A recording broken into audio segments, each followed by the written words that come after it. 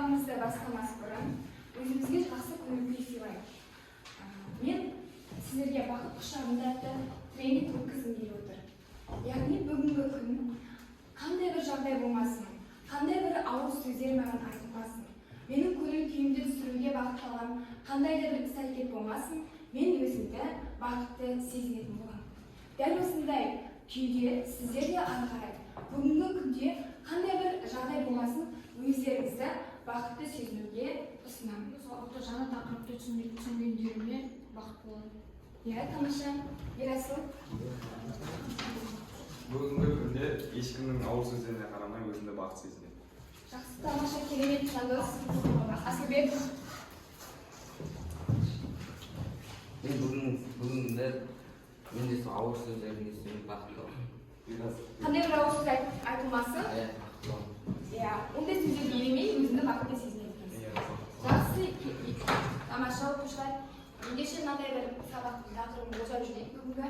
Ол үшін тақтаға сұрақтарды суырып алуға бізде аяндар келе ғой.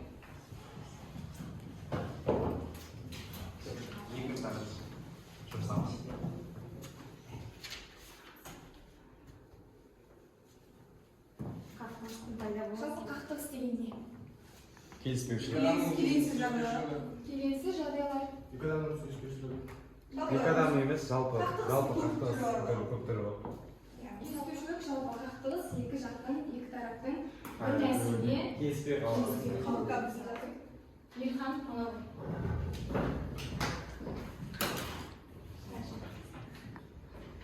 Бері қараймыз.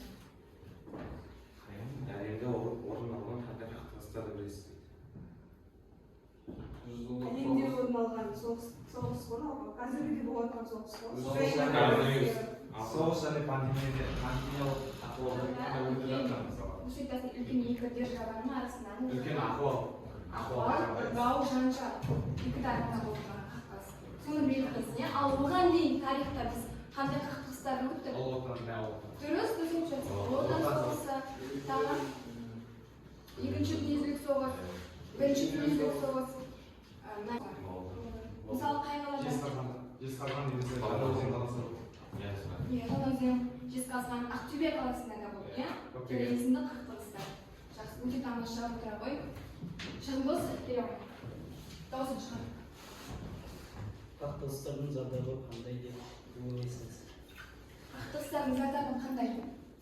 Көптеген адамдарға немесе сол мемлекетте өмір сүретін жандарға көбінесе зардап беріп, экономикалық саясат жағынан да бар жағынан. Адам саны шығын болуы мүмкін сол соғыс салдарынан. Экономика, экология, Иә, Россия мен Украина арасында қақтығыстың себебі не? қаншама адамдарға зиян тиіп отыр, қарапайым халыққа зиян келді. Иә, қаншама адамдар.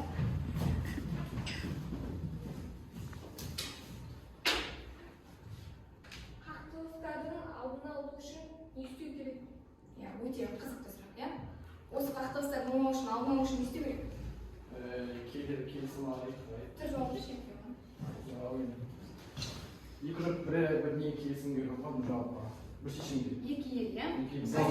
Мысалға президенттері, басшылары екі елде саясатта дұрыс саясат жасаса, екі елде бір-бірімен дұрыс қол істейтін болса, арада сыйластықпен немесе бейбіт елді таңдайтын болса, ешқандай не болмайды деп ойлаймын.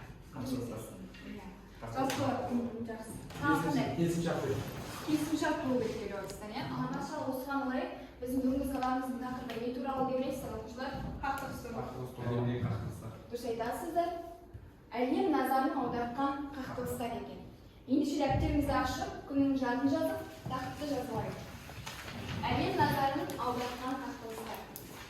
Енді бүгінгі біздің сабағымыздың барысында өткен оқу мақсаты жинақталған материалдар негізінде көзделген мақсатқа сәйкес ауызша және жазбаша мәлімдер үшін күрделі жоспар құру, аралас құрмалас сөйлемдердің жасалу жолдарын білу және қолдану. Енді осыдан шығатын қандай бағалау критерийі бар? Оқыс жеткен. Қандай бағалау критерийі шықты? Ол негізінде мақсатқа сәйкес жазбаша мәтіндер үшін күрделі жоспар құрады. Жақсы. аралас қылмалас сөйлемдердің жасалу жолдарын біледі. Жақсы, бүгінгі біздің сабақта сонда жазбаша және ауызша мәтіндер үшін күрделі жоспар құрамыз және аралас қылмалас сөйлемдердің жасалу жолдарын білеміз және соған қарай бағытталған тапсырмалар орындайды екенбіз. Ендеше сабағымызды түсініп алу үшін бірінші бейнебаянға назар аудара қояйық. Әлемдегі қақтығыстар туралы.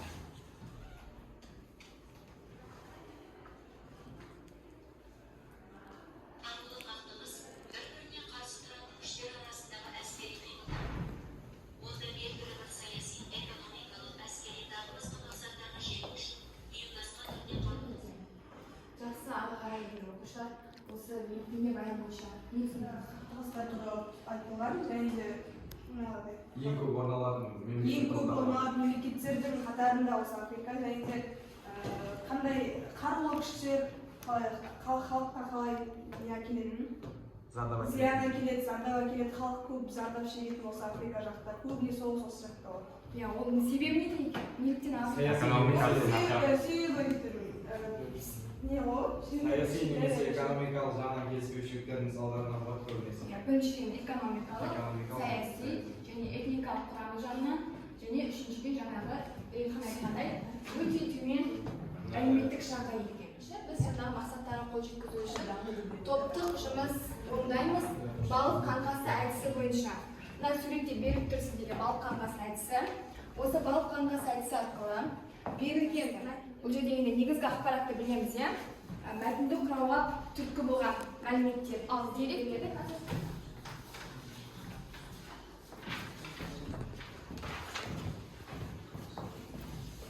осындай болып сызып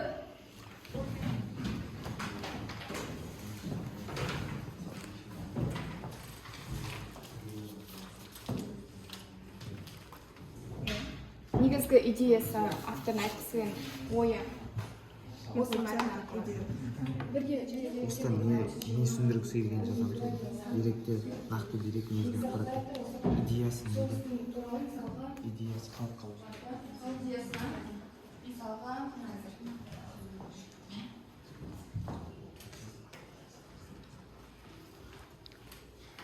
жеке арасында жиі аяқтап қалды. Екі оқушы шабысын, екінші оқта. 12 жылда қаза болған әскери мен жауынгер. Ол басты негізгі идеясы, иә? Негізгі оқиғалары, мысалы, бұның мәліметі бойынша 1 миллион адам идеясы әлемде болып жатқан қақтығыстар, ал қорытындысына келгенде қай дегенмен соғыстың үлкен кішісі де болмайды. Расында соғыстың үлкен кішісі де болмайды деген қорытынды шығарып тұр екенсіздер, ал деген жасыңыздар 620 миллион адамның шығыны әкелмене 620 миллион шығын, иә? Жақсы, өте тамаша, отыра қойыңыздар. Енді екінші топты дискриптор бойынша бағалай жүрген үшінші қалай бағалайсыздар? Жалпы осы топтың идеясы да, қорытындысы да бәрі мәтінге сәйкес, және елде болған қақтығыстарға да сәйкес келеді. Ой бәрі толықтырылған, қорытынды бәрі дұрыс. Неше балл береміз? 3 баллдан 3 баллдан 2-ге. Үшінші топ шыға қойыңыздар. Мәтіннің негізгі идеясы Ресей мен Украина арасындағы орын алып жатқан қақтығыстар туралы айтты. Жақсы. Деректерге сүйенетін болсақ, бүгінгі таңда әзір адам 10-шы адам аш деп айтуға болады. Оның ішінде 1 миллионға жуық. Ресей ақш-тың Ирак пен соғысында 12 жылда қақтығыс болған. Украинада экономикасы 620 миллион долларға шығын әкелді. Қорытынды ойға келетін болсақ, сұрапыл соғыс ешкімді аямайды деп жатырсыз. Сұрапыл соғыс ешкімді де аямайды. Тұра беріңіздер. Осы топты сіздер бағалаңыздар, екінші топ. Аяна, тұра. Берілген мәтінді жақсы айтылған. Яғни негізгі ойында жақсы анықтаған. мәтінді 3 балдан 3-ге бересіз ба? Жақсы, бұл өте тамаша. Керемет жетістік, жақсы отыра қойыңыздар. Бірінші қатар.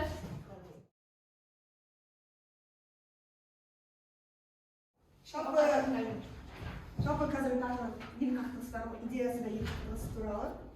Ел қақтығыстары және де деректер Ресей ақш-тың Ирак пен соғысындағы 12 жылда қаза болған әскерлері мен бірдей жауынгерлік аясы РФ-ның КСР-ның қаза тапқан Ауғанстанмен бірдей. Жалпы Ауғанстанда соғыс болды ғой. Иә, Көп соғыс болсын, бір қақтығыстар болсын, сол жақта Ауғанстандікімен бірдей адамдар көп қаза тапқан. Шығын адам саны. Деректерге, иә, шығында адам саны бірдей, қаза тапқан адамдардың бөлігі бірдей. Деректерге сол жазып, негізгі ақпараттар қазіргі уақытта орын алып жатқан қақтығыстар енді жалпы бұл мәтіндегі ой, яғни қорытынды екі ел арасында қақтығыс. Сол қақтығыстарды жоқ. Қазір қалай дегенмен соғыстың үлкен кішісі болмайды. Ел басқарушылар халықты ойласын, қандай жағдайда болмасын, халықты ойлап тек жалғыз бітімге келсе екен деп ойлаймын. Бітімге келу. Соны қорытындылап алыңыз, иә? Жақсы. Үшінші топ мағала жіберіңіз. Ясын, мағала. берілген мәтінді толықтай оқыған және де мәтінде осындай тақырыпты толықтай ашалады деп айта аламын. Өте түсінікті қылып айтып берді. 3 балдың ішінен 3-еуін де берді. Өте жақсы, тамаша. Үшінші топтың бала қанға сайысы арқылы мәліметтер жиналды. Сол мәліметтер барысында сіздер осы неше бөлікке бөлесіздер мәтінді. Неше абзацқа бөлесіздер. Неше ой бар. Кіріспе бөлімге бір тақырып, негізгі бөлімге бір немесе екі тақырып, абзац санына, ой санына және қорытынды бөлім. Назар қойыңыздар. Ендеше осы мәліметтерді ешқайда тастамаймыз. Осы мәліметтерден жиналған мәліметтер барысында күрделі жоспар құрамыз. Күрделі жоспарды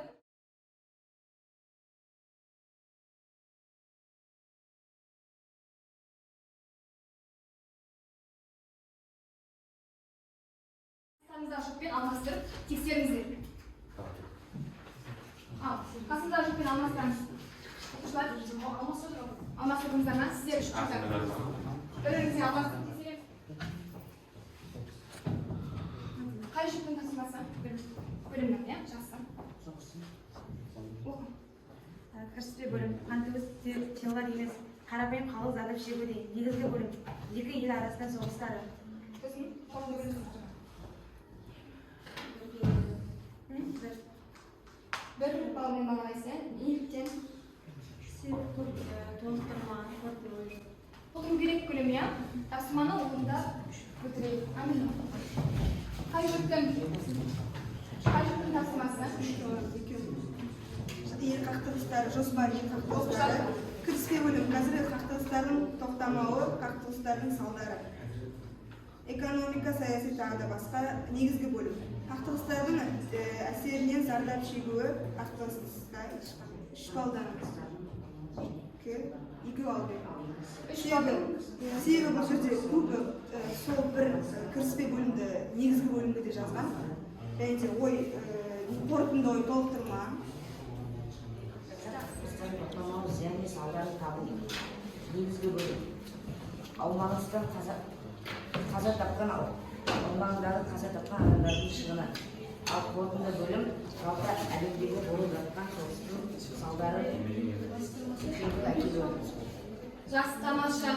Бұл күннің жұмысы бізде жеке жұмыс, оқулық пен жұмыс 93-ші бетін ашып, 9-ші тапсырмаға назар аударамыз. Яғни берілген мәтіннен аралас құрмалас сөйлемдерді тауып жазып, сөйлем мүшелеріне талдаймыз. Аралас құрмалас сөйлем. Бізде сіздерге түсіндіріп жүрейін, аралас құрмалас сөйлемдер. Назар аударып жүріңіздер. Яғни біз бұған дейін сағалас және сабақта сөйлемдерді өттік. Солай ма? Сағалас сөйлем қандай еді? Я? Екі жай сөйлемнен құралы баяндауыштары бір-бірімен өзара тиянақты байланысады. Және олардың байланысатын жай сөйлемден жалғаулықсыз шылаулар арқылы немесе жалғаулықты шылаулар арқылы байланысады екен. Сабақта құрмалас сөйлемде керісінше бірінші жай сөйлемнің баяндауышы тиянақсыз келіп, екінші жай сөйлемге бағынышты болады. Солай ма? Ал аралас құрмалас сөйлем осы 3 жай сөйлемнен немесе одан да 4 жай сөйлемдерден қалуы мүмкін. Және олардың өзара байланысуы екеуіне де сағаласында, сабақтасында қамтиды.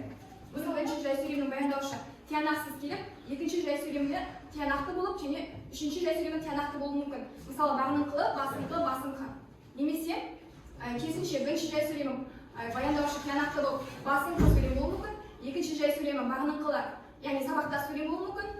Баяндаушы тиянақсыз болып, және соңғы сөйлемі, үшінші сөйлем салаласа байланысып, яғни баяндаушы тиянақты болып, бағыныңқы болуы мүмкін. Яғни аралас құрмалас сөйлем осы саласында сабақтас жай сөйлемдерге қамтиды. Мәтін аралас құрмалас сөйлемді табып, сөйлем мүшелерін табып.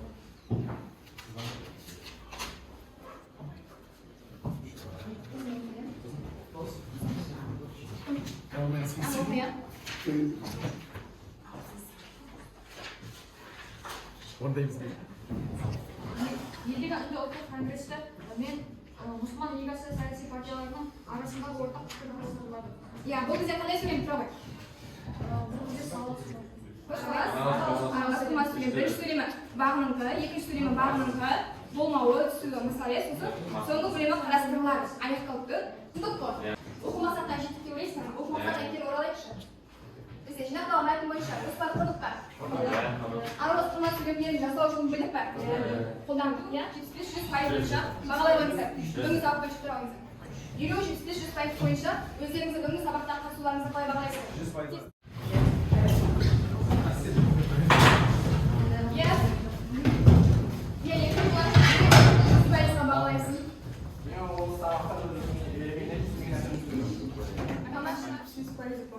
Қалай сабақ жақсы өтті, бірақ өзім сол толық мәтінді өзім өзіме аша алмадым.